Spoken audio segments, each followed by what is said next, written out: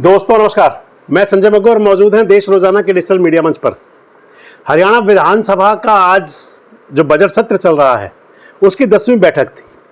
आज बैठक के अंदर सदन की जो कार्रवाई हुई, यानी कि जो विधानसभा के अंदर जो बिल पारित हुए, जो विधेयक पारित हुए, अगर मैं ये कह दूं कि वो एक संदेश है सरकार की तरफ से समाज के लिए कि राज्य के साथ साथ समाज की भी चिंता होगी।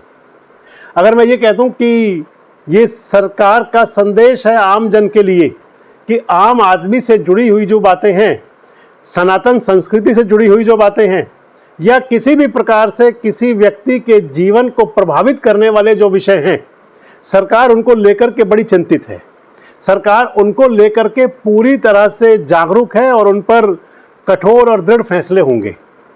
आज जो सदन के अंदर जो विधेयक पारित हुए, उनके अंदर एक सबसे महत्वपूर्ण और सबसे बड़ा विधेयक था, जिसको मैं मान सकता हूं सबसे पहली जो बात थी वो था कि शव सम्मान, यानी कि मृतक की देह होती है, पार्थिव शरीर होता है, उसका सम्मान एक विधेयक पारित किया गया। मैं आपको बताता चलूं कि हरियाणा के मुख्यमंत्री जब थे मनोहर लाल खट्टर, आजकल भारत सरकार के वजीर हैं, मनोहर लाल खट्टर की पार्ट 2 की सरकार के अंदर नायब सिंह सैनी के मुख्यमंत्री बनने से पहले इस प्रकार की चर्चा हुई थी और इसको लेकर के पूर्व मुख्यमंत्री मनोहर लाल ने अपने कार्यकाल के दौरान में सार्वजनिक मंचों से भी और जो विशेषज्ञ लोगों के साथ बातचीत करके अपनी जिज्ञासा जाहिर की थी और कहा था कि वे एक ऐसा विधेयक लाना चाहते हैं कि जिसमें मृतक शरीर का किसी भी प्रकार से अपमान ना हो। आपसे सारे चारों विधेयक पर विस्तृत चर्चा करूंगा और आपको बताऊंगा कि उनका आखिर जो विधेयक पारित किए गए हैं उनका कितना बड़ा संदेश है।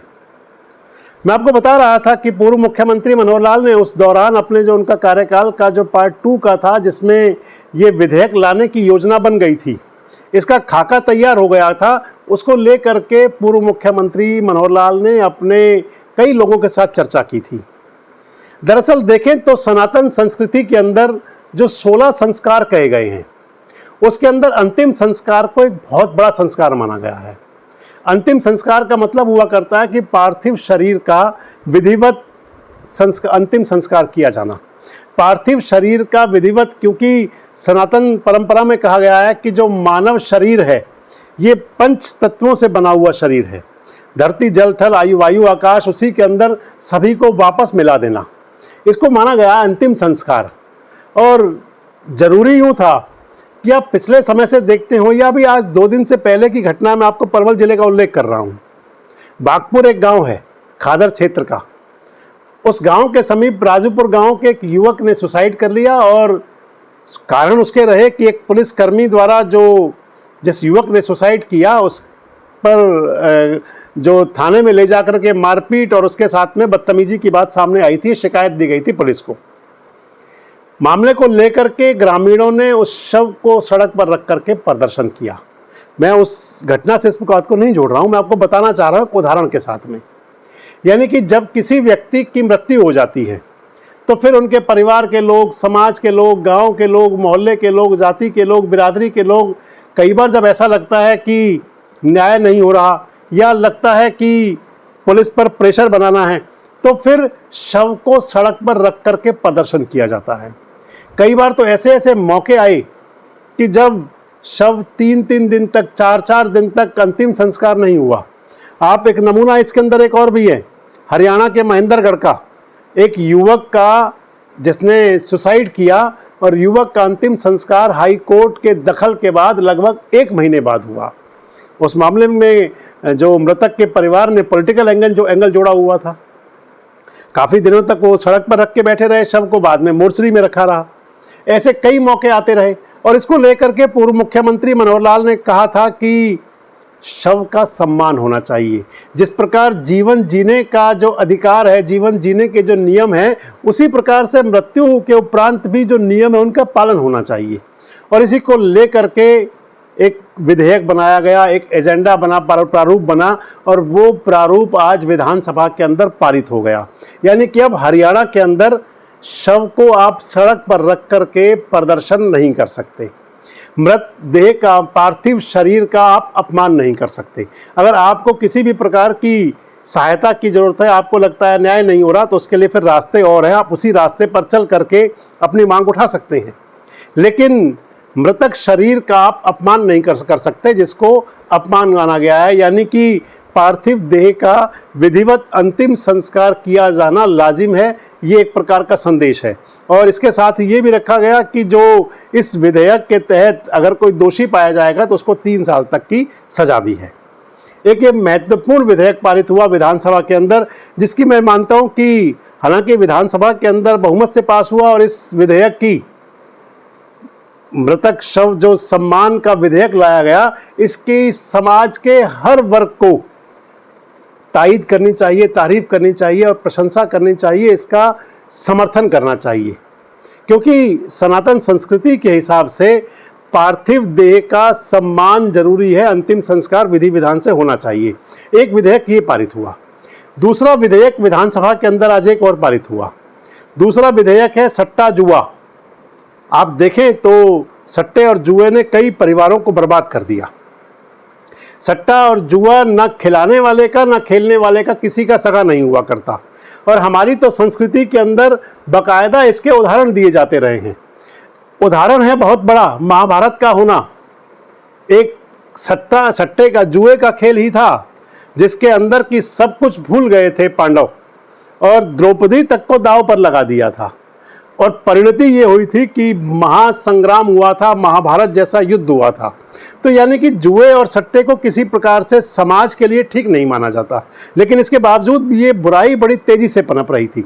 आजकल आईपीएल का मैच चल रहा है और आईपीएल के मैच के अंदर आप किसी भी शहर में चले जाएं, आपको बड़े स्तर पर दिख जाएगा कि सट्टा खिलाने वाले और सट्टा खेलने वाले, यानी कि मैच पर पैसा लगाने वाले आपको बहुत लोग दिख जाएंगे और उनसे बर्बाद होते परिवार भी आपको दिख जाएंगे। केवल मैच पर ही नहीं, सट्टा और जुआ तो आप ये समझें कि कई मैंने ऐसी कॉलोनियां देखी हैं, कई मैंने ऐसे नाम सुने हैं और कई सफ़ेद पोश, धौरपोश लोग इनके अंदर शामिल हुआ करते हैं। सट्टा खिलाने में, जुआ खिलाने में बड़े सफ़ेद पोश नेता, पार्षद, जनप्रतिनिधि और ठोंडा मुकदम, इस प्रकार के लोग इनमें इन्वॉल्व होते हैं। और सट्टा और जुआ, अगर इसे आप ये मान लें जो मैं आपको बता रहा हूँ, और जिस पर एक विधेयक आज पारित हुआ जिसमें कहा गया है कि जो दोषी पाया जाएगा उसकी संपत्ति जब्त की जाएगी। अगर सट्टा और जुआ के एक मामलों में जो दोषी होंगे उनकी संपत्ति जब्त होंगी। आज एक समय था कि जब सट्टा जुआ प्रभावी था, केवल क्रिकेट के मैच पर था, फड़ पर था, ताश की चौसर हुआ करती थी, लेकिन इस सब से चलते चलते सट्टे ने राजनीति को भी अपने आगोश में लेना शुरू कर दिया। आप किसी भी चुनाव को देख लें, मैं कई बार अपने वीडियोस में पहले भी कहता रहा हूँ, आप हमारे प्लेटफॉर्म पर, चैनल पर जाकर के देख सकते हैं। हम कई बार कहते रहे हैं कि तमाम सट्टा बाजार अपनी टिप्पणियां करते हैं, सट्टा बाजार रेट देते हैं कि इतनी सीट फला की आएंगी, इतनी सीट फला की आएंगी, और ये तमाम आंकड़े ध्वस्त होते हैं। आजकल हरियाणा को लेकर के इनके आंकड़े ध्वस्त हुए सटोरियों के सारे। और हम कई बार कहते रहे कि इस प्रकार की सटोरियों पर बैन लगाया जाना चाहिए कि जो आकलन कर दें, ये प्रभावित करना चाहते हैं राजनीति को। और अब हरियाणा सरकार ने जब ये विधेयक पारित किया कि अब सट्टा जुआ, यानी कि चाहे वो क्रिकेट पे लगाया जा रहा हो, चाहे राजनीति में हो रहा हो और चाहे किसी और माध्यम से हो, अगर उसके अंदर दोषी पकड़े जाएंगे तो उनको अब सजा का प्रावधान है।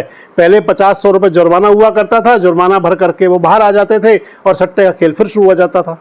अब सरकार ने इसको कर दिया है कि इस पर सजा का प्रावधान है, बाकायदा 3 से 5 साल का संपत्ति जब्त की जाएगी। एक समाज को एक संदेश देने का बड़ा ये सरकार का फैसला है कि सट्टा और जुआ बहुत बड़ी सामाजिक बुराई है और इससे बचना चाहिए, और इसके बचने के लिए सरकार ने एक संदेश अग्रेषित कर दिया। एक और महत्वपूर्ण किया गया कि जॉब सिक्योरिटी बिल, एक आम आदमी से जुड़ा हुआ ये बिल है, आम आदमी से जुड़ा हुआ विधेयक है, और आम आदमी इस विधेयक के पारित होने से कहीं ना कहीं राहत महसूस करेगा।